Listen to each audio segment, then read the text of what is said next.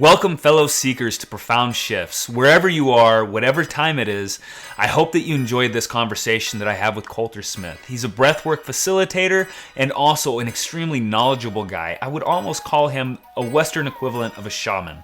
So, let's sit back, enjoy this conversation where we're going to be talking all about what it takes to experience real transformation inside of your life. Real profound shifts that will lead to the freedom, the joy, the creativity, the abundance, and the power to create, to bring your authentic self into this world and go to that next level that we're all searching for inside of our lives. Because the pursuit of happiness, the pursuit of freedom, it's a never-ending journey, and we always need to be evolving, and that's what we discuss inside of this, is all the things that have to do with seeking freedom and transformation in regards to the things that we cannot see with our naked eyes. So let's tap into how we get physical wellness, mental wellness, and spiritual wellness with Colter Smith, starting now. The last time that you and I sat down and had a conversation, like we were talking about the power of breath work, and like talking to you about that, dude, got me so stoked to really go past the point of discomfort and continue on just to see what would happen. And I made a video about it, but the experience that I had for not only physically my body but my mind, I wanted to ask you about this because one of the things that really blew me away, and this is totally separate from even the breath work itself, was post breathing, the meditation was deeper than anything I've ever experienced. I literally felt like I lost myself when I was going into a meditative state, and then I felt myself get snapped back. I mean, is there have you experienced that or heard people talk about that, or what can you say about that type of experience?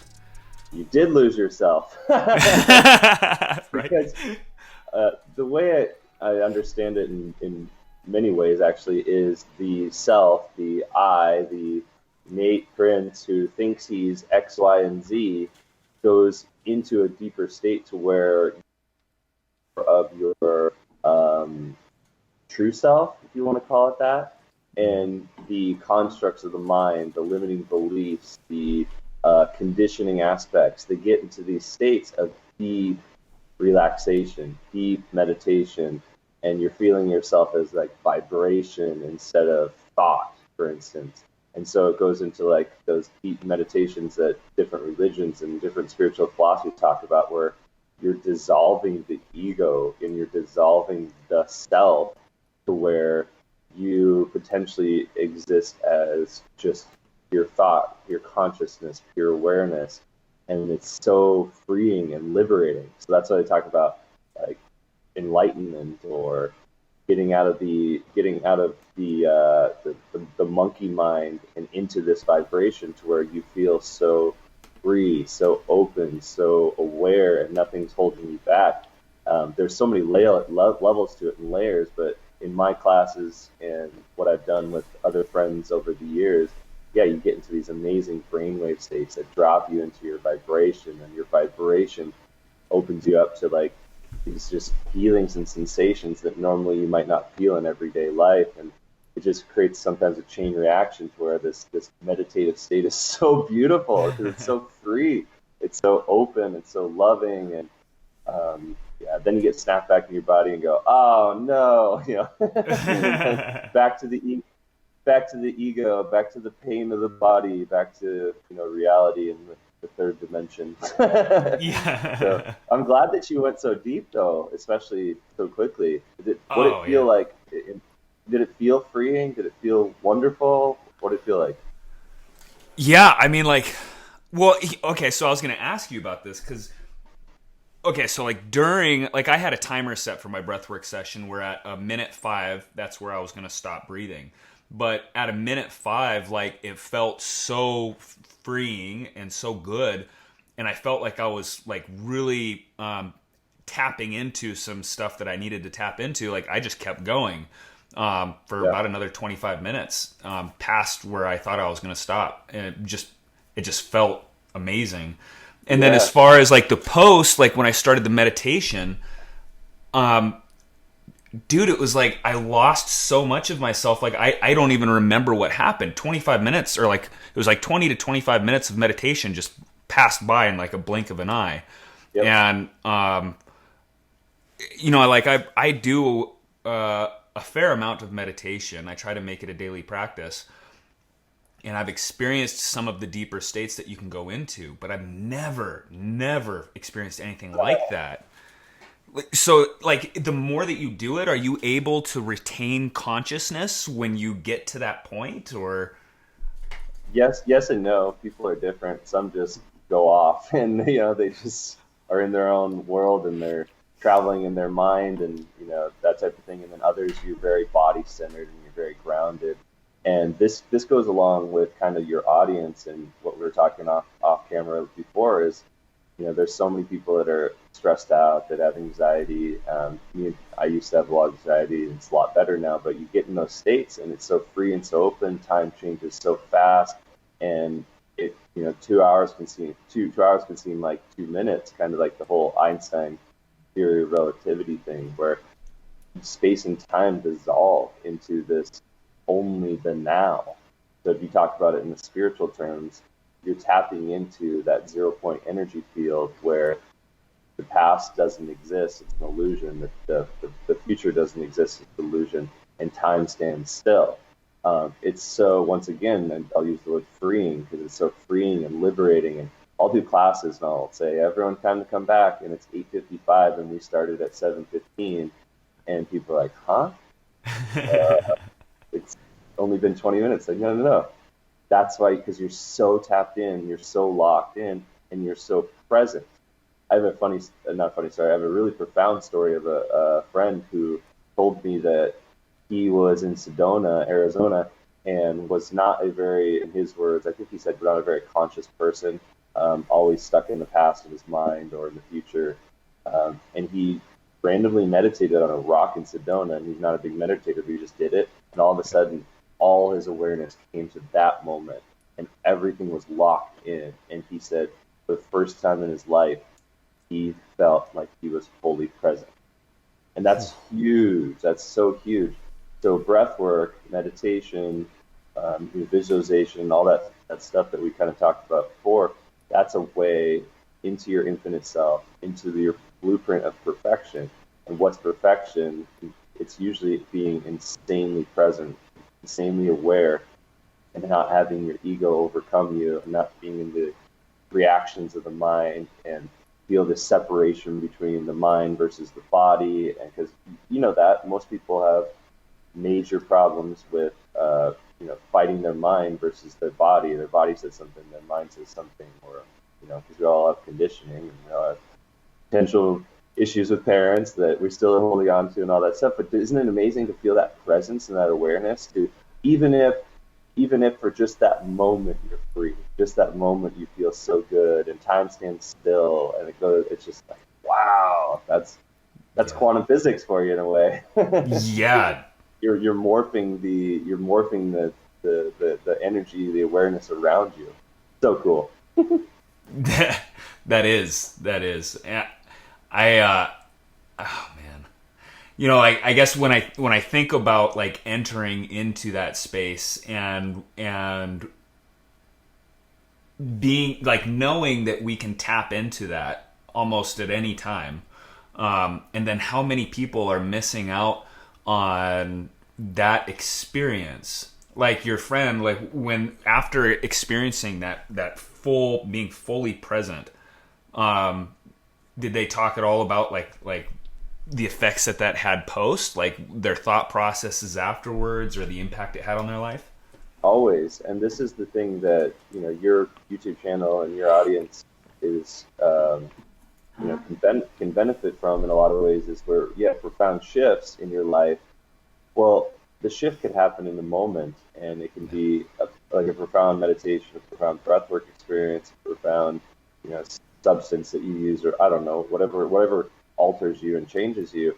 And then it's the integration that comes after. So I could talk to you forever about the last couple of years where people say, oh, my heart opened during a breath work, and then the next 5 days I was angry. And it's like, oh, well, things are coming to the surface.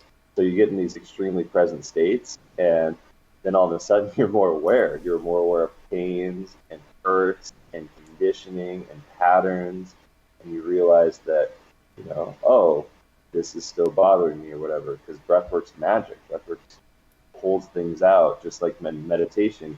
You realize, hey, the monkey mind is not my friend, and this is a beautiful adversary that I'm becoming more and more aware of, that these thoughts are hurting me, as opposed to when I wasn't, quote unquote, as conscious. And now I'm more present and more aware, and I can see and hear what exactly is going on. So, ironically, this is the hard part. It can create more work. It can create more potential struggle, because we're like, I said this in a class. I said humans are like ogres, just like Shrek, because he said ogres are like onions. Onions have layers. Onions are ogres or something like that. It's like same thing. We got layers. So there's this whole process, and that's why I love that you're doing coaching and all that stuff, because there's so much that can be worked on even after a beautiful, profound session. There's a lady that came on Monday, and she had a really tough time, and like very difficult. And I thought it was one of those ones, well, never going to see her again. Just kind of, it was just whatever. And she came out after, and she goes, I have so much to work on. Thank you. I'm so aware of it. Wow. And I'm so glad that it was brought to my attention, that type of thing. So a lot of people don't want to put in the work. So I like, watching your videos and some stuff on the profound shifts is you gotta be willing to be uncomfortable and put yourself in these situations to shake things up a little. And that's, Totally. It's cool because you experienced this too, right? Where it wasn't the same every time, right? With your 3 or 4 times you did the breath work. Oh yeah, no. Every time I've done it, it's been completely different. I've experienced like some of the same. I wouldn't call them symptoms, but like as far as like the muscle effects, and from talking to you and from some of the reading that I've done right now. By the way, I'm reading Holotropic Breathwork by Stan Grof. Saw that. Yeah. Dude, that book is totally, and I mean the book is. He definitely gets into some technical stuff, but I'm loving the information there. But so yeah, anyway, I experienced that. It's called tetany, right? Where your arms start curling and your hands start tightening. Yep. Yeah. Yep. So I experienced that.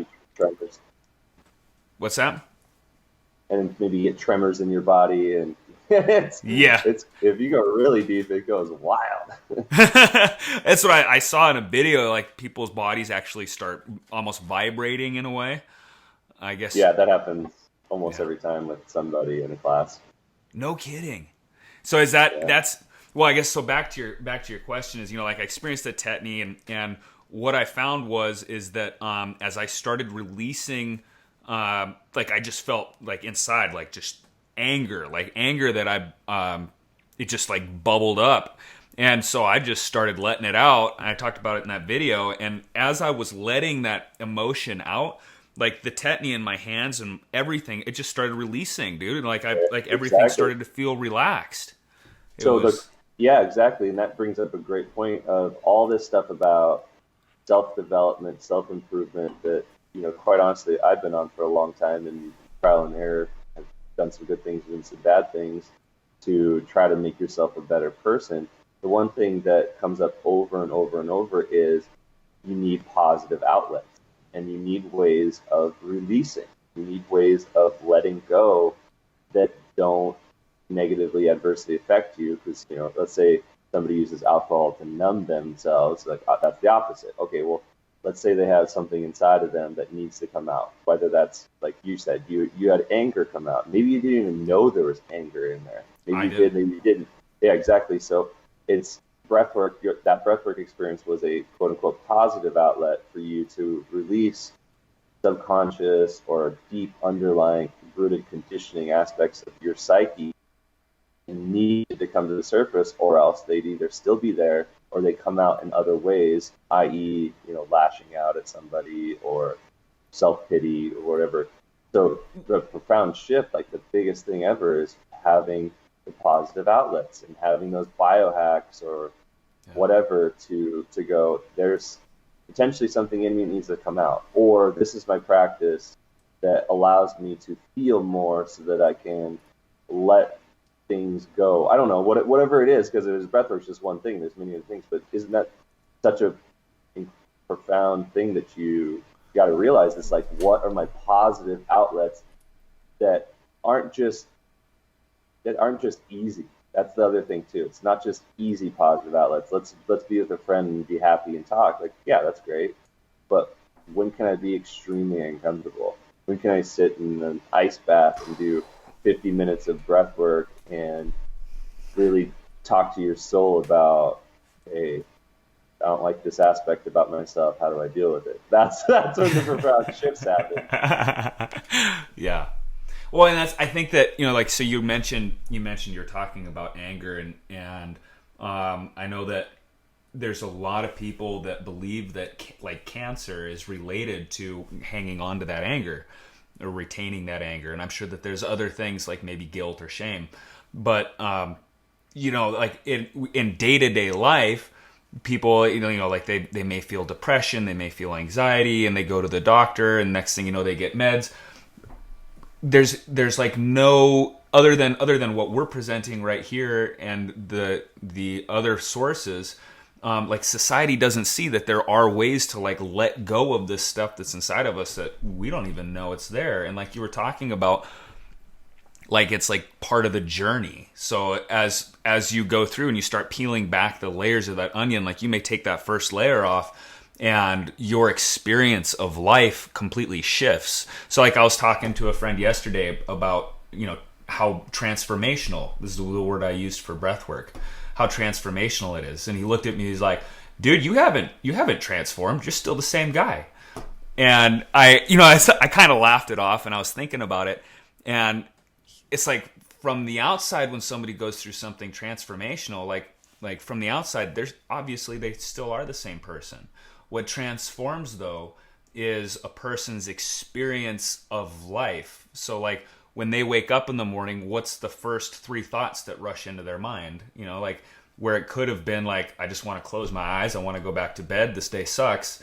And then you go through something transformational like that, and you wake up in the morning and you may feel like, I can't wait for that cup of coffee.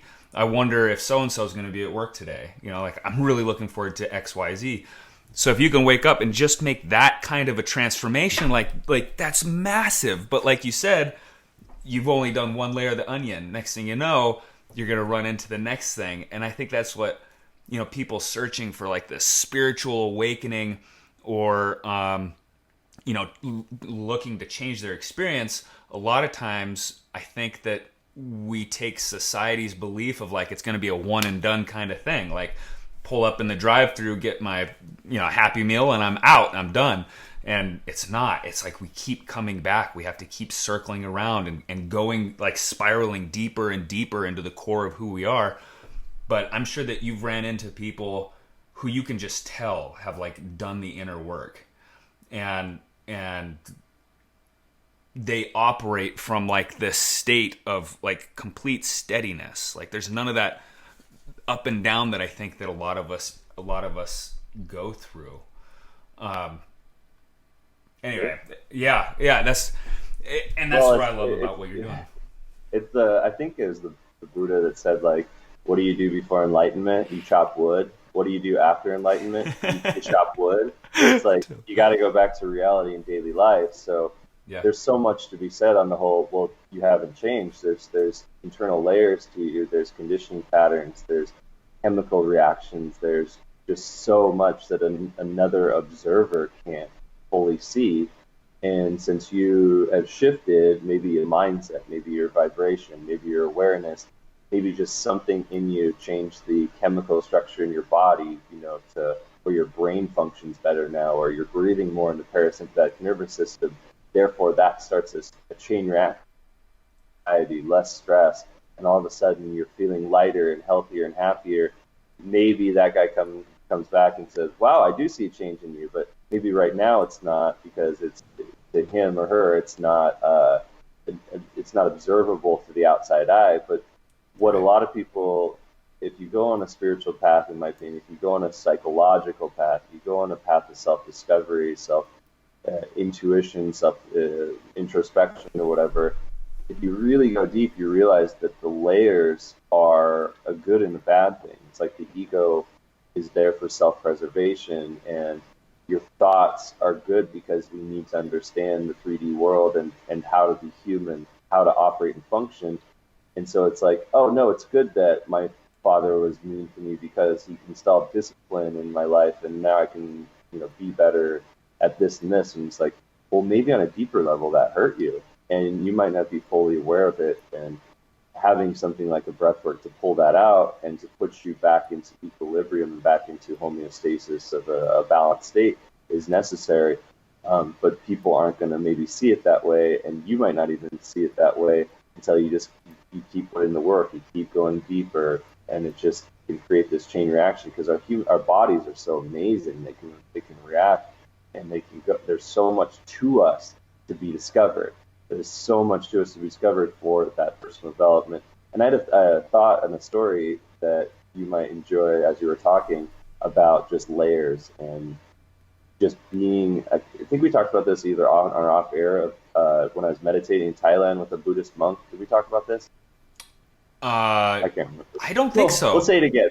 Yeah, we'll say it again. So I was meditating for like 3 or 4 days for 4 hours a piece at a retreat, and long story short, all of a sudden, I just looked down, and the best way to describe it, which is so hard to explain, was my conscious mind was talking to my subconscious mind, and it was also talking to my superconscious mind, like my deep, the high idea of the id, the ego, then the superego, like with Freud. Right. I heard them all talking to each other, and it was just this wild feeling of, wow, there's 3 levels to me, and they're talking to each other about how to deal with this aspect of the pain I was feeling in the meditation. And the thoughts were trying to override the subconscious mind, and the subconscious mind was just kind of taking it all in. And it's so hard to fully explain. It was just one of those, all I was doing was breathing and meditating, and I could feel these layers in me, and they were talking, and you're going, wow, there's so many parts of the human psyche, the human being. You have the mental mind, the emotional body, you have the physical aspects, you have the deeper, what I would call spiritual aspects of the self, that is just the core energy of you and the vibration. And there's just so much of you that it's almost the idea of, who's talking, or are you talking from your ego? Are you talking from your pain body? Are you talking from your emotional state? Are you talking from your mental mind? Are you talking from purely physical or a deeper side of you? Or is everything converged and talking at once? That's why it's you have to have so much compassion for people, in my opinion, to where you never know where people are at. And that guy could have, his comment could have hurt you in a sense of no, man, I'm really changed and I feel much better. And if he doesn't see that, that creates the dysfunction maybe in your reality as well. So also never judging people where they're at in the process is huge too. Oh yeah, definitely. I think that's that's part of when working with clients, talking about that. Working with people, one of the things is to be able to they call it getting on another person's map. So seeing the world from their eyes versus our own eyes. And I was talking about this the other day, through the Toltec traditions. I'm reading Beyond Fear right now. And so he talks about, the idea of the dreamer, how, and basically I think he's talking about our consciousness and our awareness. And so we see the world through our own expectations, our own beliefs, our own, judgments about what the world is. And if we try to help somebody and we're looking at their life through all of our book of experiences, we can't understand that other person. And so to be able to get on another person's level and see the world through their eyes is profoundly helpful, especially when you're working with people or trying to help them. And so go ahead. Oh, I was just gonna say, and so what I experienced, when my buddy said that to me, part of me wanted to respond, well, you don't know what you're talking about. But, I guess... Exactly. Yeah, totally. But at the same time, like, as we're going through this journey, like, we can't expect validation from other people. And I think that if we're expecting validation from others that we have changed, we're gonna experience things that are gonna prove to us that, well, I guess that is important. And so I think being able to go through these transitions and knowing that, it's internal, it's for you, it's for your experience of what life is really important in separating it from what you expect from other people. So a lot of people go through this and they expect like everybody to come to their side and cheer them on and all that. And a lot of times it's actually the exact opposite. Like when people start making changes, it's like that old concept of crabs in a bucket. Like people are going to want to pull you back down to their level or pull you back into, their reality. Like, what are you doing going to change? Don't change on me. This is what they how know of you, yeah. Because in a weird way, it's the ego defense structure of, hey, I know you a certain way, and cognitive dissonance is real. It's hard. It's very hard for people to change their opinions. They only want to usually hear what they already know. So it changes their reality, and sometimes they're not ready for it. Totally. Yeah, that's empathy and compassion once again. Side note, so I think it was the Toltecs and some Buddhist understandings. I honestly can't remember who all does this, but you want to know another kind of really amazing, profound shift that has really impacted me in my life, and you might know and appreciate this. It's the whole idea of dying before you die. You ever heard that concept? Yes, I love it. It's the idea that you put yourself into extreme meditative states, or you take a substance or whatever that really challenges you, through like a vision ceremony, like they used to do at the different cultures, or really look at your life on a level to where, what if I died? What if I could never talk to my loved ones again? So I actually talked to a friend about this yesterday. I want to do a breathwork class on that. I did one a couple of years ago, and I'm more prepared to do it now. But it's the idea that you're sitting down and going, I am going to die, and I am going to write out letters to all my loved ones, to everything that I always wanted to say to them, and everything I regret, and what do I want in my life that I never did. And it's supposed to be extremely emotional, so you can shatter yourself, so you can break the ego, and to really feel and to experience and appreciate. So you die and let yourself go on. So like in breathwork, you felt these sensations of weightlessness and floating. Well, if you do that in a way where you feel like you're fully on letting go, guess what's going to happen? You're going to have this massive attack usually of, no, I don't want to leave. I know I don't want to lose that connection. If you have a good teacher and a good guide, it once again shows you what you're still holding on to. It's the Buddhists talk about clinging, grasping, aversion. Those are like the three biggest things towards non-enlightenment, or whatever the word is. You have to break these molds and say, what am I attached to? What am I still clinging to? What am I doing to avert to my greatest potential, my greatest self, so I could die to that? So when I actually do physically die, it's not fearful, it's not painful, and I can, transition into the afterlife better. If that's, a lot of them, people believe that that's a way of helping you release, to let go, to move on to bigger and better things.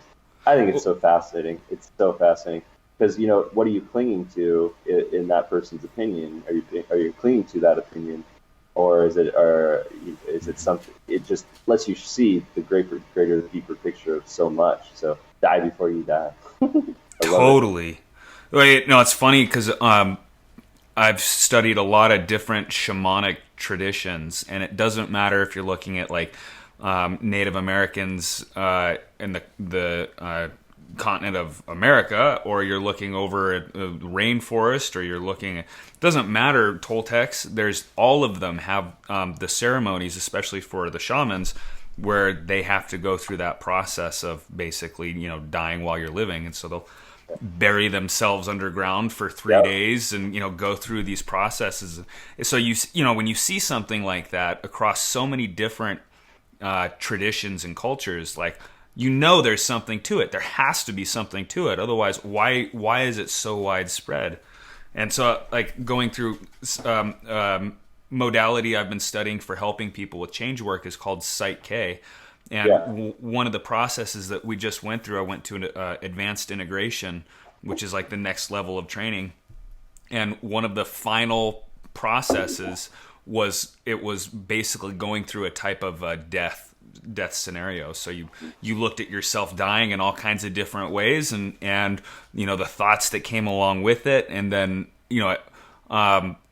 I feel like I've done a lot of that. I definitely have a lot more to do, but a lot of the work in that realm. So it didn't really hit me, but I still walked away from that with a different perspective on how I'm living. So like imagine if you did that on hardcore breathwork. Yeah, powerful. It just amplifies everything. Yes. Yeah. Yeah. But so it's the interesting part is, a lot of the people might be listening and going, well, that's great and sounds very profound and everything, but what about everyday life and everyday reality? Like, not everyone wants to full on shatter themselves and shatter everything in their reality and have that's too bad. It's too bad. Yeah. Wish, but it's hard because remember we talked about last time, the ego gets exposed, and totally it's hard to hear that. But it's what's like, what can you die from every day? What can you release every day? Change the word, change the semantics of it. It's like, this doesn't serve me anymore. I'm going to die to it. I'm going to release it, and it's just a beautiful process of unfolding. One of the biggest things that's helped me in doing a spiritual path is realizing that you're whole and complete yourself, and it's just the layers get in the way. Your conditioning, your patterns, your stuff that happened in childhood, that's not you. That it's something that was either sold to you, that was said to you, that's societal, that's whatnot. So dying to those aspects and being a lot of ways an empty vessel, so your truth can come in, not somebody else's. And that's a way of dying. You're dying to other people's opinions of you, and dying to fears and anxieties of what potentially has happened to you in the past and could happen to you, and you're just living in the now and living in the moment. So here's another really interesting thing that people might feel is helpful in having a profound shift. So I think we talked about this with breathwork. Breathwork is a catalyst, but you can do it in meditation, you can do it while walking. Breathwork just makes it a lot easier. But if you're taking an emotion like anxiety or fear, and if you're feeling it in you, well, with breathwork, you can just breathe and let it come up.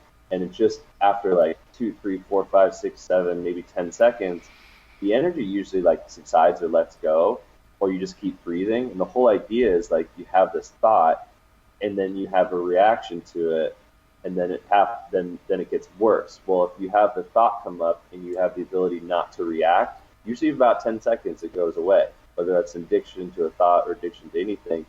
And then if you do that over and over and over, like in conscious connected breathing or a beautiful meditation like Vipassana or whatever, you just let it go over and over to where, guess what happens? The attachment to that thought becomes less and less and less. I need to use drugs. Well, if you let the feeling come up in a safe, comfortable environment through a lot of ways, counseling or whatever, it slowly loses the attachment to where you don't react to it as well and react as much. So that's dying as well. It's dying to the reaction of it, because you're gonna have those thoughts. The whole, if you're an addict, you might still be an addict, but the thought, you don't have to react to the thought. You don't have to create action because you had that thought, and that's liberation right there.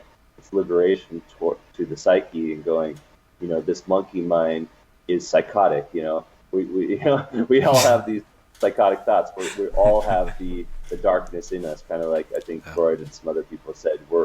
We all can potentially do harm. Like, we're all capable of that, but we don't have to react to it, and we can condition ourselves to A, not react, to B, subside that thought process that potentially is hurting. So C, we can go back into that blueprint of what we're truly meant to be, and truly meant to be is fully functional, self aware, conscious beings that have a human experience, that you can think for yourself, and you're not jumbled from all the patterns of the mind and all the stuff that society has told you and all the things that have been shoved into you, for better or for worse, because most people have good intentions. They might just, say it the wrong way, or it might just come out wrong. So being acutely aware of, where did this thought come from? Who, was it me? Have you ever heard of the Byron Katie work, and the whole idea of asking, like, where is this? Is this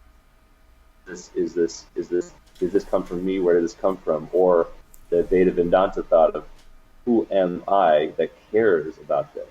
Who am I that cares about other people's opinions? Well, the I is just the egoic structure that does have those feelings, but what happens if it goes away? What's left? The real you. The real you is just love. The real you is just awareness, is just this beautiful, functioning human being with, I believe, a soul. And all that I thought is like, I care about this, I care about that. Well, what if you don't care about that? Are you still the old thought? So it's like the whole transitory thing of, you're not your emotions, because they are fleeting. You're not your mind and your thoughts, because those are fleeting as well. So you say, I am this, but what if you're not 2 years later? You're neither. You're something deeper. You're something greater. Self-development, self-improvement, having profound shifts helps you realize that. Yeah. Yeah. Well, and I think go on about that. I think for I think for a lot of people, the idea that they are not their thoughts, they are not their emotions, it's really hard for them to grasp. And that's why I feel like going through a session of a breath work, or just entering into a non-ordinary state, really helps people see what is possible.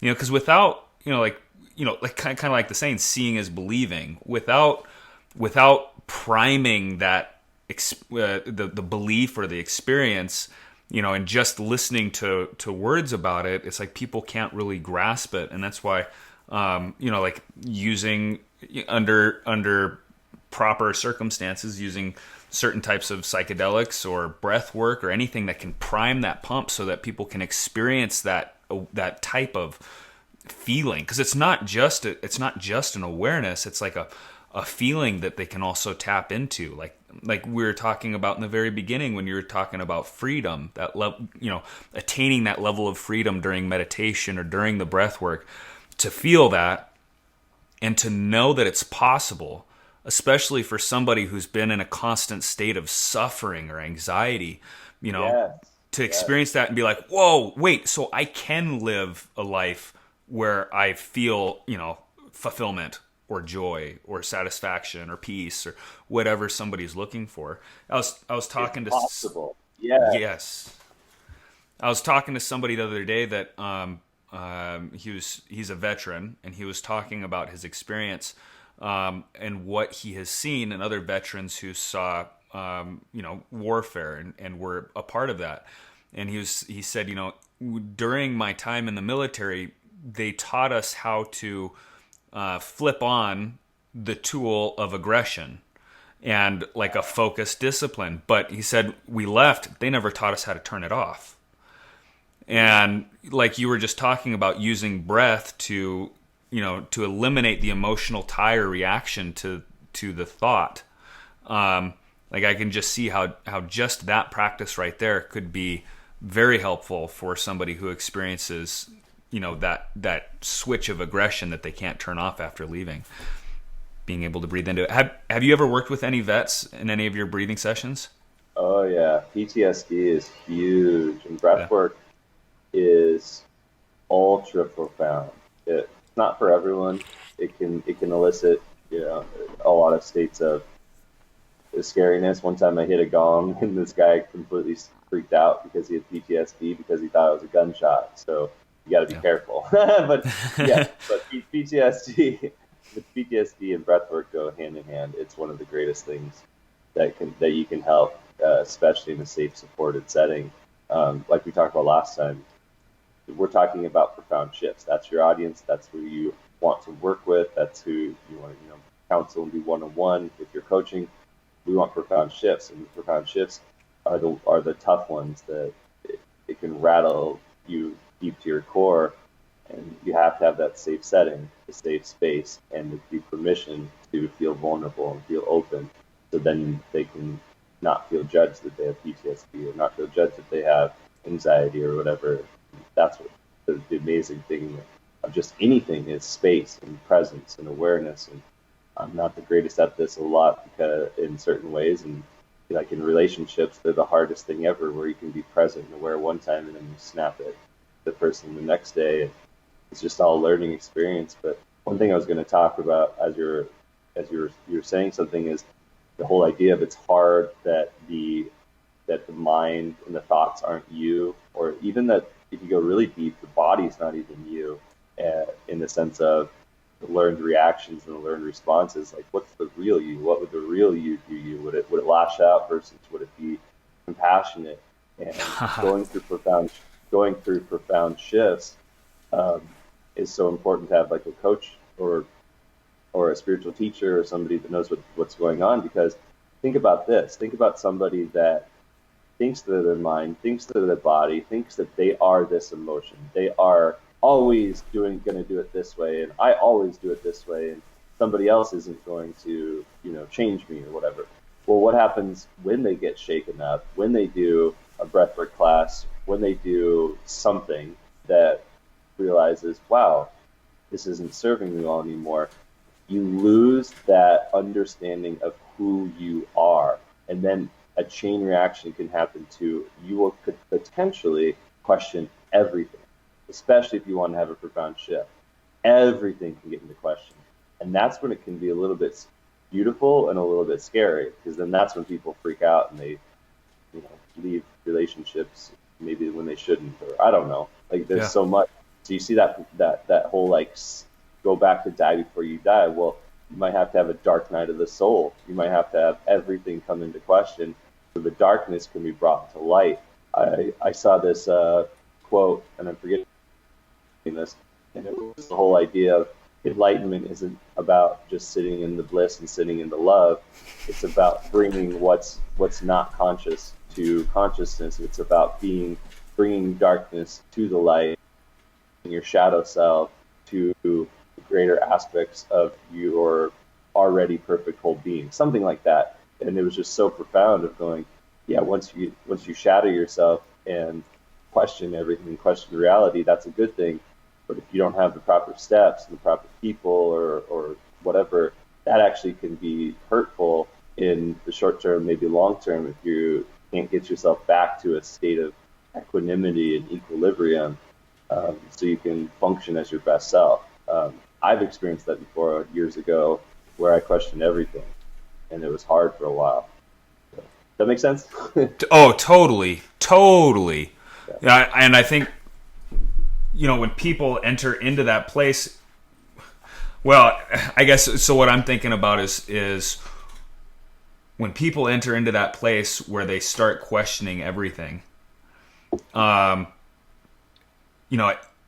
the entire world changes. And I think that if you don't have something to ground you and to pull you in the right direction, whether, like you were saying, a spiritual teacher or a coach or somebody there, a mentor, somebody to pull you, it's really easy to end up spiraling out of control in the wrong direction. And I can speak from personal experiences.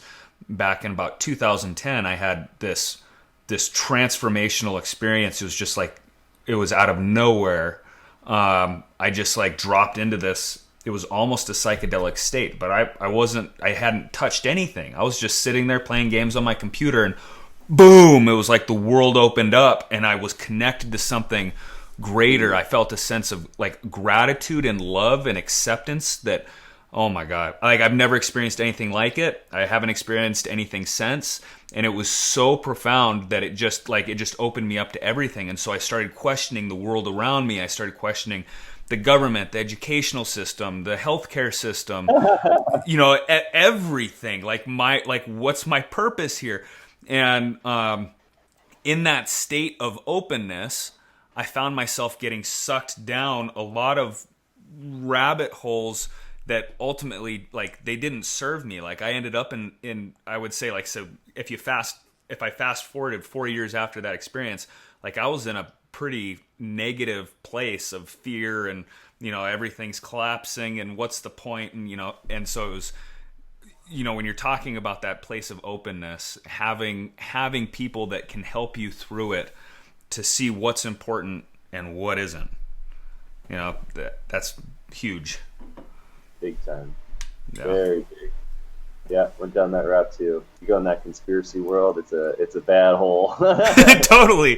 We're all being manipulated. It's like at a point, okay, here's another thing. So we talked about profound shifts. It's the idea of, when does something not serve you anymore that it potentially did and it used to. So have you ever experienced that? Have you ever said, this has served me really well until it hasn't? Have you ever had something like that happen? Yeah, I guess I haven't really thought about it from the perspective of, this has served me real well, but I understand what you're saying. So the information and the understanding that you potentially gathered of, this is what's wrong with the world, and this is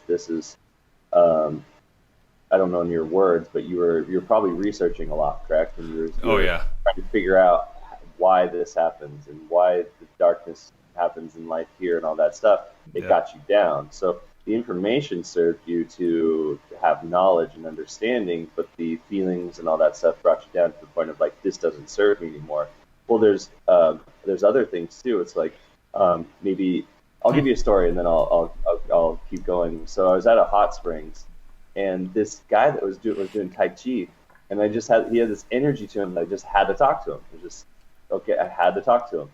So we started talking, and he said something that in the moment was so weird, not weird, but it was so simple, but yet it hit me so hard like a truth radar. And we started talking about meditation and Tai Chi and yoga and breath work and all this stuff that I really like. And he said, what the greatest understanding that I had in my life is when to do what and when it was serving me versus when it wasn't. And I go, what do you mean? He says, well, back in the day, I was doing martial arts and trying to be this tough guy when I should have been meditating. And then I was doing yoga and working on my body when I should have been doing Tai Chi and working on my energy and working on my balance. And he said it took him 40 years. It's his words. It took him 40 years to fully realize, okay, yoga can be an amazing thing, and it serves me well here, but it doesn't here. And I was like, wow, I thought yoga would be great for everyone. And he's like, sometimes you gotta do the Tai Chi. Sometimes you gotta do the martial arts. Sometimes you gotta do the meditation. Meditation is great for you, but maybe it doesn't serve you in that particular moment. And I just remember looking at him going, damn, this guy's smart. Because I fell in that trap too of, like, forcing myself to meditate because I think it will better me or whatever, and then just getting frustrated, and then it feels like a spiritual bypass, and it does more harm than good. By the way, have you ever heard of spiritual bypassing? No, when you said that, it kind of like, what? What's that? To finish this, spiritual bypassing is so unique in the sense of you're doing things that you think are good for you that in the long run or in the short term they're not. So you're saying a classic example of spiritual bypassing is everything's great, everything's wonderful, everything's love and light, and I choose this vibration because that's my reality. Well, what are you potentially bypassing? What is the shadow aspects that you potentially could be holding on to and just saying everything's good when it's not? Now, you can't judge people because that's their reality. The reality could be, that's what I choose. I choose to just be in love and light, and that's why you never judge people. But spiritual bypassing is, I'm going to meditate for 4 hours and not feel, versus, hey, maybe I got to go do a breathwork session and feel what's actually going on. So there's a lot of ways that you can spiritually bypass, and the ego is a formidable opponent in a lot of ways, where it's going to trick you into thinking everything's all good and dandy when you're bypassing something that's a lot deeper. that's a really fascinating subject, but it kind of goes with before of like when to do what, when it serves you and when it doesn't. Have the presence and the awareness to say, oh wow, I need to be doing this and not that. So you could go into those profound shifts and those profound moments, like in the breath work, going back to your breath work, in those moments, isn't there clarity? Isn't there just this amazing sense of knowing, and truth radar is going off and your intuition is so locked in to where you can have this just profound, all of a sudden, oh, I need to quit smoking, and it's just, you just know it, like you know it. That's Yeah. why it's so profound. It's so beautiful to go through these steps and be so present and so aware that you have this knowing, that you know what to do and you know what doesn't serve you, and you can have that chain reaction to really put in the work and not bypass what actually is going on. See how it all kind of correlates and comes together? Oh yeah, totally, totally. So, all right, so we're at a time where we need to wrap this up.